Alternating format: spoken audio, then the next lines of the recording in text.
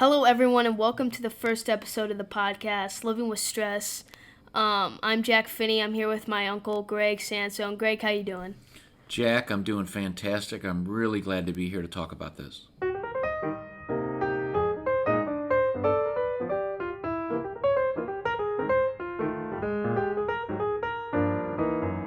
So, Greg, before we start, do you just want to talk about yourself for a little bit, just so the listeners can get comfortable and know who you are as a person? Sure, I'd be happy to. I'm 56 years old.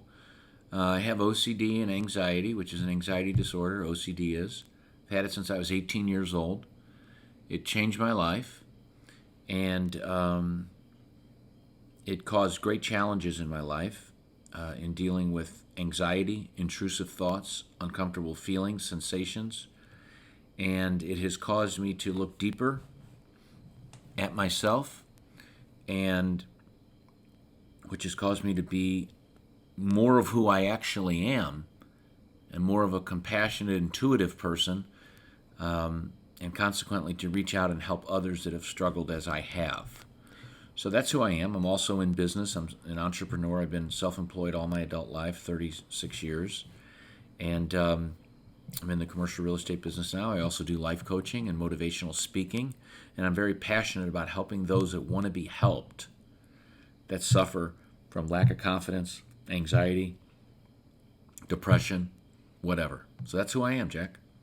Nice. Uncle Greg, I also heard that you wrote a book about OCD and anxiety. Do you want to talk about that? Sure. Briefly, I wrote a book called Commit Emotional Suicide, and it's basically a story about my OCD and how it started, and the tips and techniques that I learned in the trenches as to how to come out of it and to teach other people.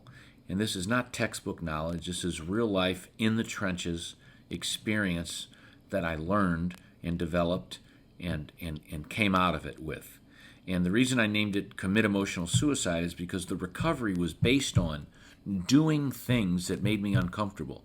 So uncomfortable that if I did them, I thought, oh my God, I'll die if I do this. That's what I needed to do. Wow. Okay, well, I'm Jack Finney. I'm 13. I'm still in school, but I suffer with anxiety and stress about things like education and sports and which high school I'm going to. And that's actually why I've been talking to Greg recently, because Greg's a really good life coach and he helps people with this type of stuff. And that is also part of the reason why I'm doing this podcast with Greg, not just to help me, but to help other people and the other listeners. So, I know for a fact that anxiety is just something that everyone has, and it's a real thing. It's really serious.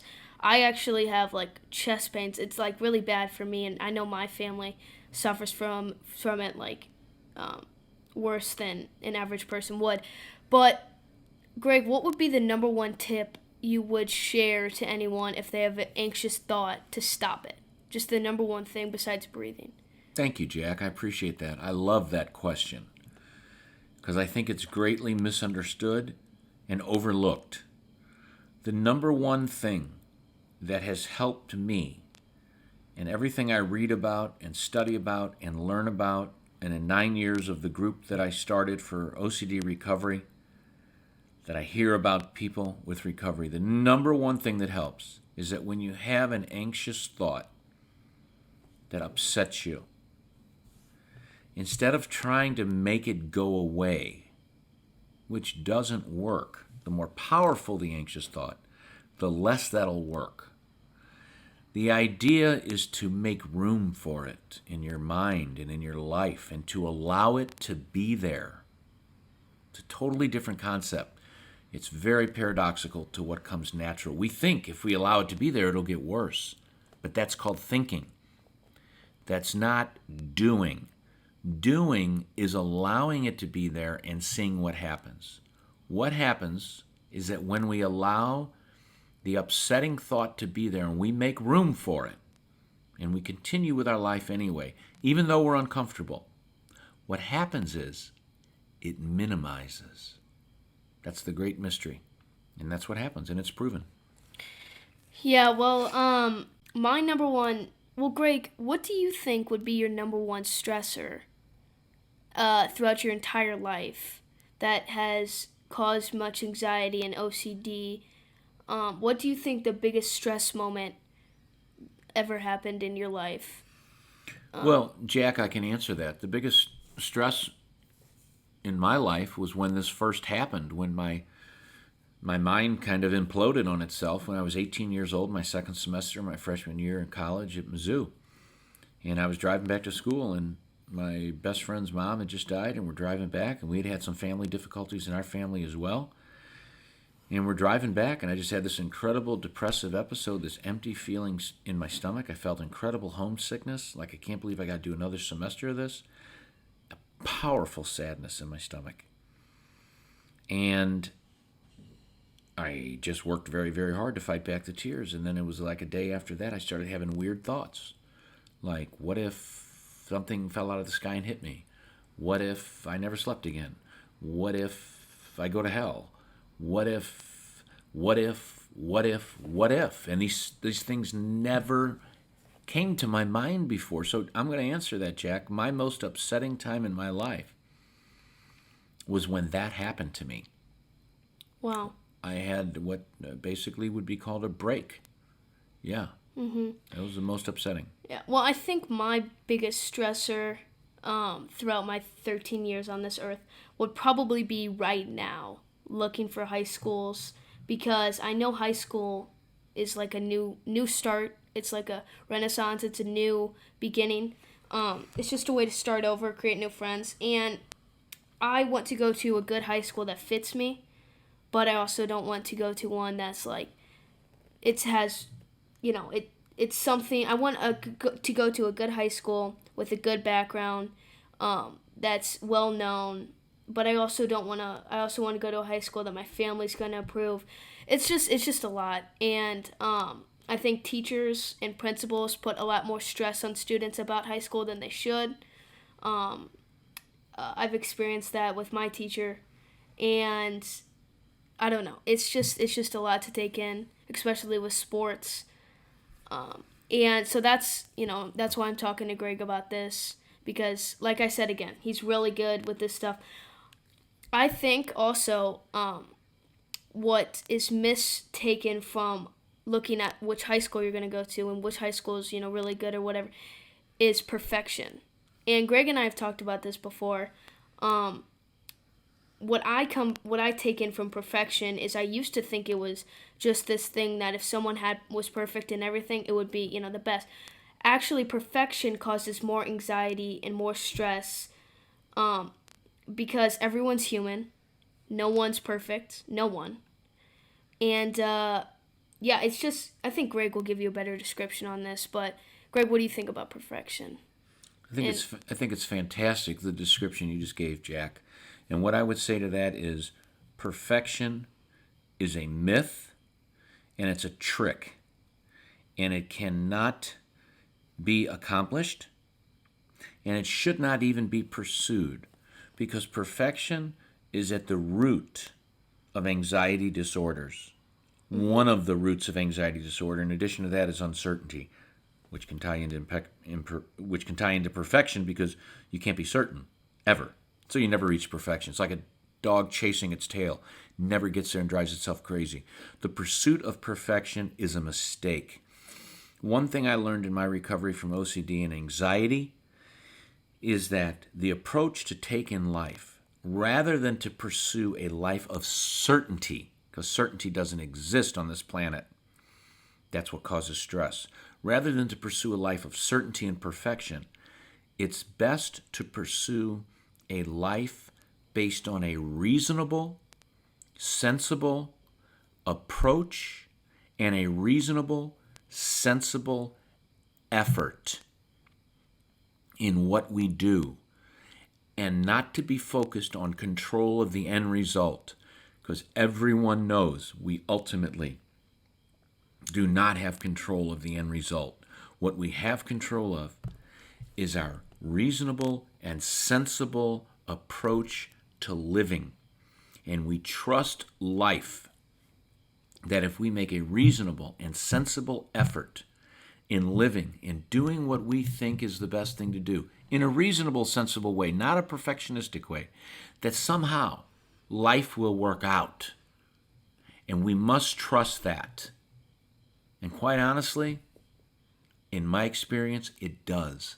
And in other people's experience, it does. You have no control of the outcome, Jack. I have no control of business success. You have no control of what school you'll get accepted to. But what you do have control of is what you do now in a reasonable, sensible way, not a perfectionistic way which will break you down and make you less than the Jack Finney that you were made to be. Thanks, Greg, for that. I think this is just a really good podcast for anyone. Even if, you're just young like me, it's okay to listen to this podcast because it's just, this episode might just be stress for all ages. Like I said, anxiety is a real thing. Everyone has it. But I think this podcast will go over what you can do on a day-to-day to stop anxious thoughts, to stop, just little tips that will help you eventually lose your anxiety and, Greg. And Jack, can I say one thing? And I know what you mean when you say tips to stop anxious thoughts, but we want to be careful of how we language it, okay? Because we're not trying to stop anxious thoughts. Just remember, that's what we think we want. Yeah. But what we really want to do is to learn to allow an anxious thought when it shows up. Now that's counterintuitive. That does not come natural. But we have to retrain ourselves that when an anxious thought shows up, Jack, we have to say, okay, this is an anxious thought. I know I want to run from it. But you got to make room for it. But you got to make room for it and allow it. And I'm telling you, Jack, the more you can practice repetitively that skill of allowing what feels uncomfortable, it becomes more comfortable on its own. You can't think that to understand it. You have to do it to experience it, and then you know it. Just like drinking water and knowing it's cold. You know it by drinking it. You know by allowing the uncomfortable thought being there. You know that it makes it better because you've done it, not because you've thought about it. Thinking is not the benefit here. It's the doing. Now, I know anxiety sucks for people, and it's just an awful thing. But I think good things definitely come out of anxiety. And I think a lot of anxious thoughts come from other people. Like if other people have thoughts about you and you're worried about that. Like when my mom always told me it's none of my business because everyone's entitled of their own opinion. And we should just not think about that because it's a waste of time. It's a waste of energy. But I also think with anxiety and stuff like that. Well, okay, so I saw a book in Greg's house. Mm-hmm. I think he knows the one I'm referring to. It's the oxymoron one with the. Greg, do you want? It's a book of hope, right, Jack? Yeah. The title of the book is literally called "Everything Is Fucked." It's beautiful, isn't it? And underneath the title is a subtitle that says "A Book of Hope." So the book is called "Everything Is Effed Up," but it literally spells it out. Everything is fucked up, and underneath it says "A Book of Hope." So it sounds like an absolute oxymoron. It makes no sense. It sounds helpless and hopeless, and then it's called a book of hope. But actually, I haven't read it, my wife is reading it, but what it really means, I believe, I've read other books like this, is basically it means that if we accept the messiness of life, and if we don't try to make it perfect, then life becomes hopeful. If we ride that wave of imperfection and messiness, bam, then it changes everything, just like allowing a messy thought. Everything is messed up. Accept it, allow it, and then it's like a surfer riding that wave. You can move your way through life in a powerful, fulfilled way. Yeah, and like to every way in, there's always a way out. To every end, there's a new beginning. So with every anxious thought, there's hope. 100% true, Jack. Mm-hmm. Well, we'd like to thank you for listening to our first podcast episode. If you have any questions about this podcast, please contact both of us at lifewithstresspodcast@gmail.com. Yeah, GregorySansone.com. It's just a website, some free videos on anxiety and OCD. Thank you.